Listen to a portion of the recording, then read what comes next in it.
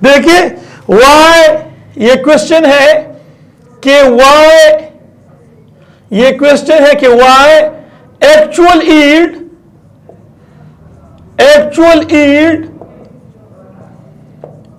is less than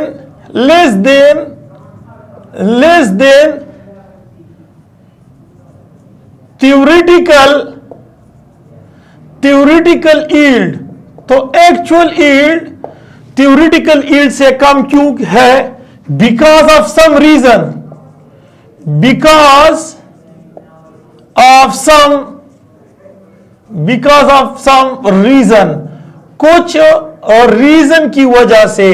कुछ reason की वजह से, सबसे पहले ये मैकेनिकल लॉस की वजह से एक्चुअल यील्ड थ्योरेटिकल यील्ड से कम होता है। सपोज आपके पास हाफ मैन वोल्ट मीटर में यहां पानी बना हुआ है और ये पानी आपके पास 36 ग्राम है या 2 मोल है, 2 मोल के बराबर है। तो अगर हम इस कंटेनर को यहां से वाटर किसी दूसरे कंटेनर में शिफ्ट करते हैं तो इस शिफ्टिंग के दौरान क्या होती है कि वाटर के कुछ मॉलिक्यूल यहां पर एडहियर हो जाते हैं, चिमट जाते हैं और इसकी मिकदार में जो है वो कमी आती है। अब देखिए आपके पास तो थ्योरेटिकली हाइड्रोजन और ऑक्सीजन, ये देखिए आपके पास है H2O, ये आपके पास थ्योरेटिकली 36 ग्राम है, ये आपके पास 4 ग्राम है, ये 32 ग्राम है, ये ऑक्सीजन हाइड्रोजन 2 मोल है, ऑक्सीजन 1 मोल है और इससे 2 मोल प्रोड्यूस हो रहा है। तो थ्योरेटिकली ये बात सही है कि ये 2 मोल है या 36 ग्राम है, तो थ्योरेटिकली यील्ड ये सही है। लेकिन जब हम इसको एक बर्तन से दूसरे बर्तन में उंडेल देते हैं तो कुछ ना कुछ इसकी मिकदार में कमी आती है, जिसको हम कहते हैं मैकेनिकल लॉस। नंबर 2 आपके पास है, देखिए नंबर 2 जो है वो क्या है? नंबर 2 जो है वो है साइड रिएक्शन। देखिए आपके पास है साइड रिएक्शन ये है कि सपोज आपके पास ये कार्बन है और इससे आप ऑक्सीजन के साथ रिएक्ट करके कार्बन डाइऑक्साइड बनाता है, तो ये 1 मोल बनता है, ये भी एक मोल है। तो चलो अगर इसको ग्रामों में ले ले तो आपके पास ये 12 ग्राम है, ये 32 ग्राम है और ये आपके पास 44 ग्राम। तो ये आपके पास थ्योरेटिकल यील्ड है। लेकिन साइड रिएक्शन ये है कि जब आप कार्बन ऑक्सीजन के साथ रिएक्शन करता है तो कभी कभी देखिए आप कार्बन डाइऑक्साइड को प्रोड्यूस करते हैं, लेकिन साथ साथ कार्बन मोनोऑक्साइड भी प्रोड्यूस होता है। तो फिर याद रखिए आपके पास थ्योरेटिकल यील्ड तो 44 ग्राम है, ये एक्चुअल में 44 नहीं होगा, एक्चुअल यील्ड जो है वो कम होता है क्योंकि यहां पर साइड रिएक्शन होता है, दूसरा प्रोडक्ट भी बन जाता है। 3rd नंबर ये है कि रिवर्सिबल रिएक्शन। ये देखिए रिवर्सिबल रिएक्शन, तो जब रिवर्सिबल रिएक्शन होता है उसकी वजह से भी actual yield is less than theoretical yield. देखिए किस तरह से आपके पास है, सपोज आपके पास है यहां पर नाइट्रोजन और हाइड्रोजन आपस में रिएक्ट करते हैं, नाइट्रोजन और हाइड्रोजन रिएक्ट करते हैं, ये आपके पास नाइट्रोजन है, ये आपके पास हाइड्रोजन है और रिएक्ट करके आपको देगा अमोनिया। तो देखिए जब अमोनिया देता है तो ये याद रखिए, जब आपको अमोनिया देता है तो ये अमोनिया आपके पास 34 ग्राम होना चाहिए या 2 मोल होना चाहिए। लेकिन ये आपके पास जो है ये थ्योरेटिकल यील्ड है। एक्चुअल में क्या होता है, जब रिएक्शन प्रोसीड करता है इन बैकवर्ड डायरेक्शन, फॉरवर्ड तो है लेकिन अगर ये बैकवर्ड डायरेक्शन में प्रोसीड कर दे तो फिर इसकी मिकदार में कमी आएगी, यानी इसकी मिकदार जो है वो कम होती है थ्योरेटिकल यील्ड से। एक्चुअल प्रैक्टिस में, एक्सपेरिमेंटल में, लैब में जब ये काम होता है, एक्सपेरिमेंट इस क्लोज कंटेनर के अंदर होता है, तो आपके पास थ्योरेटिकल यील्ड ज्यादा होता है और एक्चुअली ये प्रोडक्ट वापस रिएक्टेंट में कन्वर्ट होना शुरू होता है। तो रिवर्सिबल रिएक्शन की वजह से भी actual yield is less than the theoretical yield. 4 number पे आपके पास है इम्प्यूरिटीज। देखिए impurities in a reactant, impurities in a reactant। Suppose आपने तो थ्योरेटिकली ये एक्सप्लेन किया कि आपके पास हाइड्रोजन है और ऑक्सीजन है, आपस में मिलके ये देखें, ये आपस में मिलके ये 2H2O को प्रोड्यूस करता है।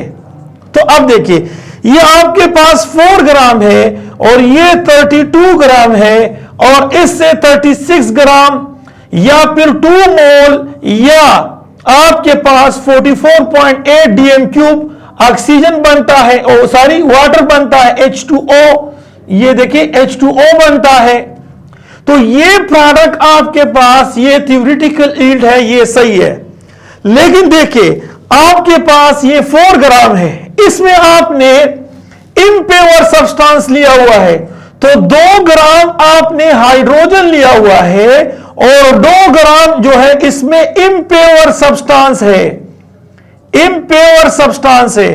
तो जो इम्प्योर सब्सटेंस है वो तो ऑक्सीजन के साथ रिएक्शन नहीं करेगा। यहां पर 4 ग्राम 32 ग्राम के साथ, तो 2 ग्राम के साथ ये 16 ग्राम रिएक्शन करके 1 मोल H2O को बनाएगा या फिर 18 ग्राम H2O को बनाएगा। तो इस वजह से अगर रिएक्टेंट में, किसी भी रिएक्टेंट में इम्प्यूरिटीज हो तो फिर ये याद रख के according to the law of definite proportional 2 gram के साथ 16, 1 ग्राम के साथ यहां पर 8 ग्राम मिलता है। तो अगर आपके पास यहां इम्प्यूरिटीज 3 ग्राम हो और प्योर 1 ग्राम हो तो फिर 1 ग्राम के साथ 8 ग्राम ऑक्सीजन मिलके ये आपको 0.5 मोल वाटर देता है, यानी वो 9 ग्राम वाटर बनता है। तो मतलब ये है कि इक्वेशन से थ्योरेटिकली हमने 36 ग्राम वाटर निकाला हुआ है कि ये थ्योरेटिकली है। एक्सपेरिमेंटल, जब एक्सपेरिमेंट करते हैं तो आप रिएक्टेंट में इंप्यूरिटीज लेते हैं जिसकी वजह से actual yield is less than theoretical yield. अच्छा, ये बात याद रखिए, ये बात भी है आपके दिमाग में होनी चाहिए कि ये भी आपके पास मैकेनिकल लॉज है, लेकिन कोई इसको मैकेनिकल लॉज में नहीं लेते हैं। लेकिन ये भी मैकेनिकल लॉज है कि इवापोरेशन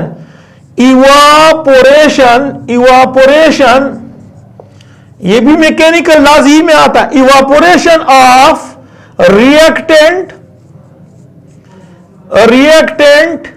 एंड प्रोडक्ट, रिएक्टेंट और प्रोडक्ट में इवापोरेशन।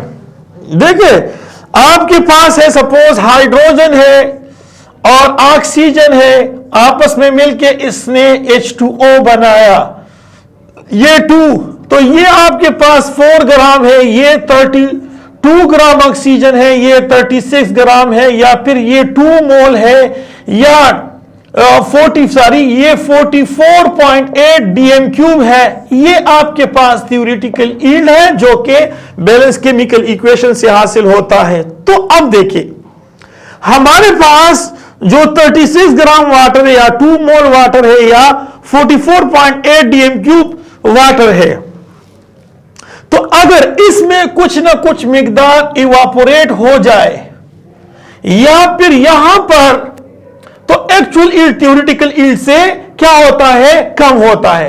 या फिर इसमें हाइड्रोजन 2 ग्राम इवापोरेट होता है या फिर 3 ग्राम इवापोरेट होता है, तो फिर यहां पर क्या होगा कि इसके 1 ग्राम के साथ ये 8 ग्राम मिलेगा और ये 0.5 मोल वाटर बनाएगा और 0.5 मोल जो है वो आपके पास 9 ग्राम वाटर के बराबर होता है। तो देखिए आपके पास थ्योरेटिकली वो 36 ग्राम है या 2 मोल है। तो यहां पर जब यहां पर इवापोरेशन होती है प्रोडक्ट की या रिएक्टेंट की, तो इसकी मिकदार में एक्चुअली इसमें मिकदार में कमी आती है। तो actually it is less than the theoretical yield. अब 6 नंबर पे हम आते हैं, एक्सप्लेन करते हैं, वो ये है कि सिस्टम एरर। देखिए सिस्टमेटिक एरर, सिस्टमेटिक या सिस्टम एरर। देखिए अगर आप किसी सिस्टम में, जाहिरी बात है ये रिएक्शन एक सिस्टम के अंदर हो रहा है एक्चुअल प्रैक्टिस में, लेबोरेटरी में या इंडस्ट्री में, अगर उस सिस्टम में एरर है तो उस एरर की वजह से एक्चुअल यील्ड जो है वो थ्योरेटिकल यील्ड से कम होता है। 7 नंबर जो है पर्सनल, देखिए पर्सनल एरर। ये बंदा जो है जिसके पास एक्सपेरिमेंटल टेक्निक्स नहीं होता है, वो एक्सपेरिमेंटल टेक्निक्स को नहीं जानता है, and will have no knowledge of experimental technique, how to proceed the chemical reaction, तो उसमें पर्सनल एरर आता है। इसी तरह से इसमें रैंडम एरर आता है, एंडम रेरर। तो एंडम रेरर से आपके पास क्या होता है, एक्चुअल यील्ड वो थ्योरेटिकल यील्ड से जो है वो कम होता है। अब हम आपको एक्सप्लेन करते हैं फर्दर। देखिए अगर आपके पास परसेंटेज यील्ड जब आ जाता है, जो परसेंटेज यील्ड होता है, अगर वो 90% आता है तो ये आपके पास एक्सीलेंट यील्ड होता है, ये एक्सीलेंट यील्ड। अगर आपके पास परसेंटेज यील्ड वो 80% आता है तो ये देखिए ये 80%, तो ये वेरी वेरी वेरी गुड, ये देखिए वेरी वेरी गुड यील्ड, ये यील्ड गुड होता है। अगर आपके पास ये 70% आता है तो वेरी गुड यील्ड, ये वेरी गुड यील्ड, ये very good yield.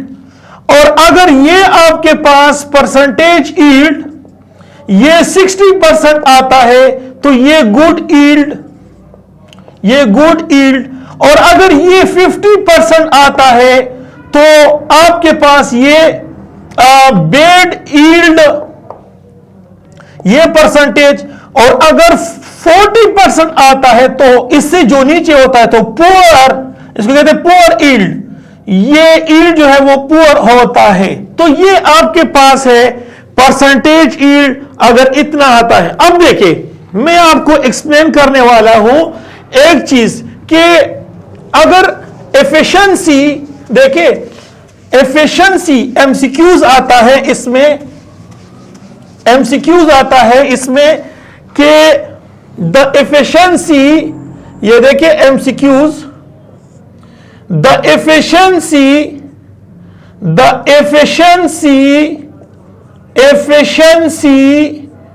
of a person is determined by option number 1 actual yield, option 2 theoretical yield, option C percentage yield, या फिर D all of these। तो देखिए इसमें परसेंटेज यील्ड से होता है। सपोज 2 बंदे हैं, ये फर्स्ट वाला बंदा इसने 800 मार्क्स लिए हैं, 800 मार्क्स लिए हैं आउट ऑफ 1000। ये दूसरा बंदा है, इसने 1200 नंबर लिए हैं, ये 1200 नंबर लिए हैं। तो आप कहते हैं कि इस 800 वाला जो बंदा है इसके मार्क्स कम है और 1200 के ज्यादा है। तो ये तो नहीं हो सकता है। तो मतलब इसका ये है, इसने 800 मार्क्स लिए हैं जो कि इसका एक्चुअल यील्ड है आउट ऑफ 1000। तो आप देखिए इसका आप क्या निकालोगे, इसका आप निकालोगे परसेंटेज यील्ड। ये देखिए परसेंटेज यील्ड कितना, 800 और 1000 पे आप इसको डिवाइड करोगे इनटू 100, तो देखिए ये इसके साथ और ये इसके साथ, तो ये 80% बन जाता है। लेकिन अगर आप इस बंदे को लेते हो कि यार इसका जो है परसेंटेज यील्ड वो कितना है, तो ये देखिए ये 1200 है, लेकिन ये 1500 में से 1500 में से, तो इस सूरत में इसका जो परसेंटेज यील्ड है यहां पर, इसका परसेंटेज यील्ड ज्यादा आएगा। सपोज ये सादिक है और ये अम्मार है, तो अम्मार की जो है परसेंटेज वो कम आती है और इसकी जो परसेंटेज है वो ज्यादा आ जाती है। तो हमारे पास ये 800 मार्क्स है आउट ऑफ 1000, ये 1200 है लेकिन ये 1500 में से। तो मतलब ये है कि एफिशिएंसी से मुराद ये है कि काबिलियत, कारकर्दगी किसकी ज्यादा है, काबिलियत किसकी ज्यादा है, पर्सन की किससे मालूम होता है, वो परसेंटेज यील्ड से। तो परसेंटेज यील्ड से किसी भी शख्स की एफिशिएंसी वो मालूम हो सकती है कि ये पर्सन कितना एफिशिएंट है। अब देखिए आपके पास एमसीक्यूज है, if actual yield is equal to theoretical yield. जब एक्चुअल यील्ड थ्योरेटिकल यील्ड के बराबर होता है तो फिर परसेंटेज यील्ड जो है वो कितना होगा, ये आंसर है 100%। किस तरह से देखिए, अगर ये आपके पास 1000 मार्क्स है आउट ऑफ 1000 इनटू 100, तो ये इसके साथ खत्म। तो यहां पर आपके पास जो परसेंटेज मिलेगा वो 100% है।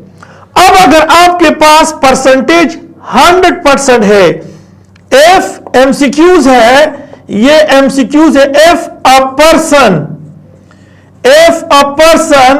Has 100% efficiency, 100% efficient. If a person is 100% efficient, it is a, या फिर पर्सन की जगह if a machine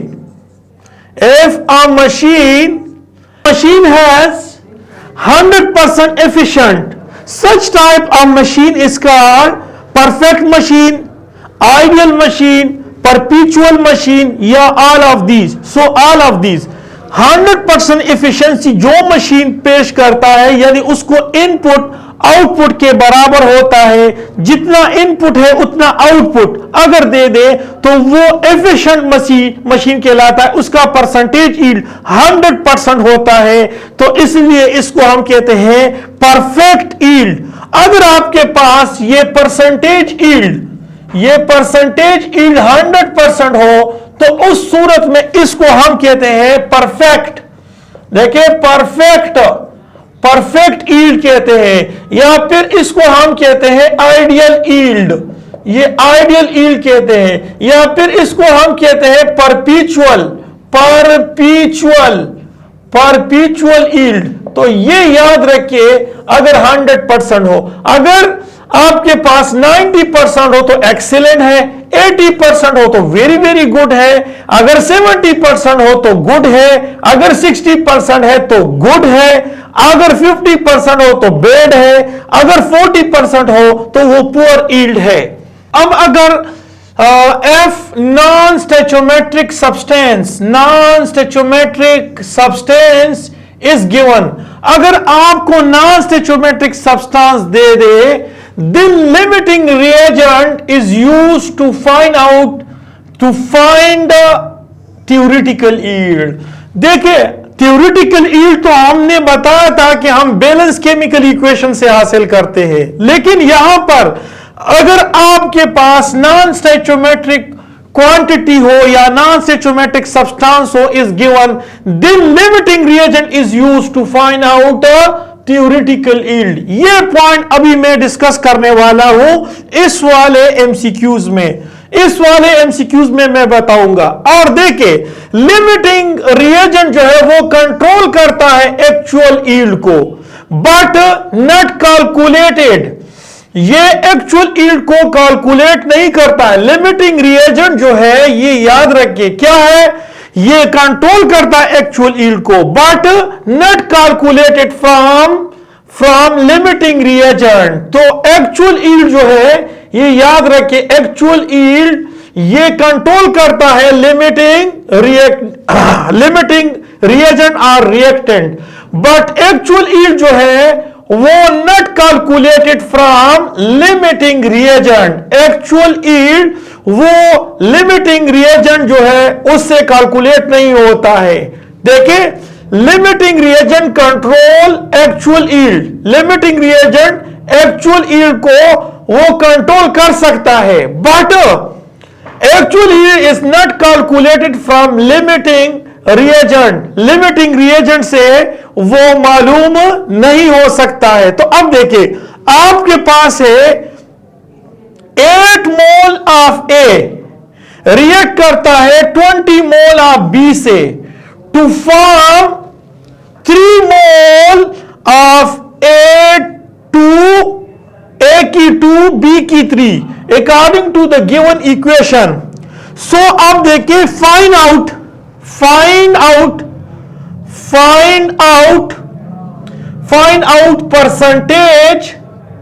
percentage yield.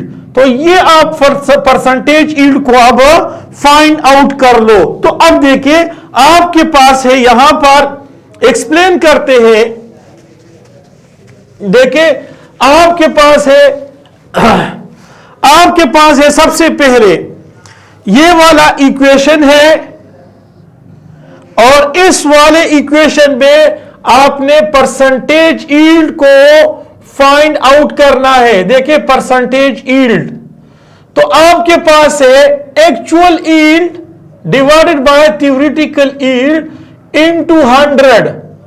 तो अब देखिए 8 मोल ए दिया हुआ है, रिएक्ट करता है 20 मोल ऑफ बी से to form 3 mole of A2B3 according to the given equation. तो देखिए ये आपके पास जो 3 है, ये जो 3 है, तो ये आपके पास देखिए थ्योरेटिकल एक्चुअल यील्ड है, ये आपके पास है एक्चुअल यील्ड।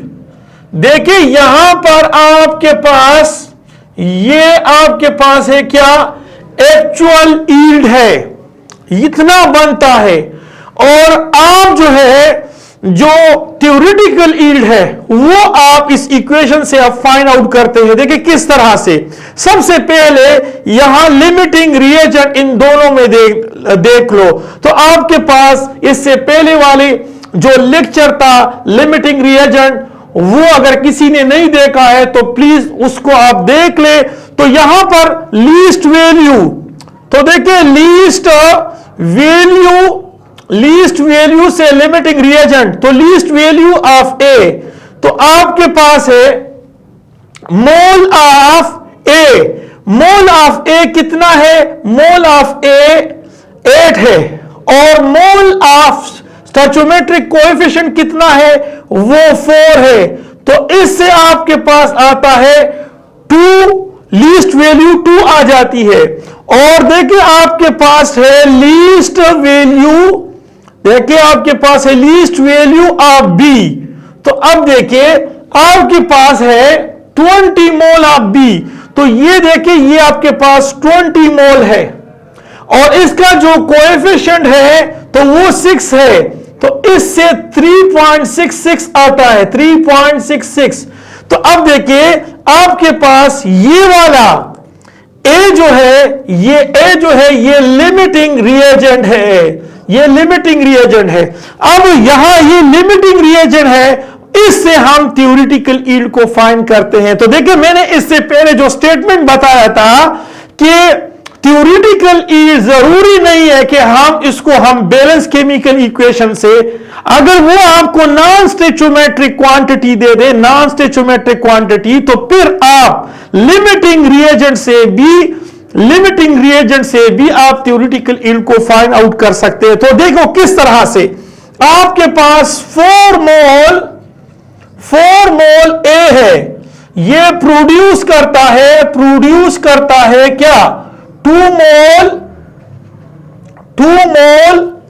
देखिए 2 मोल ए की 2 मोल A2 B की 3, ये प्रोड्यूस करता है, 2 मोल प्रोड्यूस करता है। देखिए 2 मोल, 4 मोल, 2 मोल A2B3 प्रोड्यूस करता है। लेकिन अगर ये आपके पास 8 मोल हो, 8 मोल A, देखिए ये प्रोड्यूस करेगा कितना, इसके मुकाबले में ये डबल है, तो इसके मुकाबले में डबल कितना होगा 4 2B3 प्रोड्यूस करता है।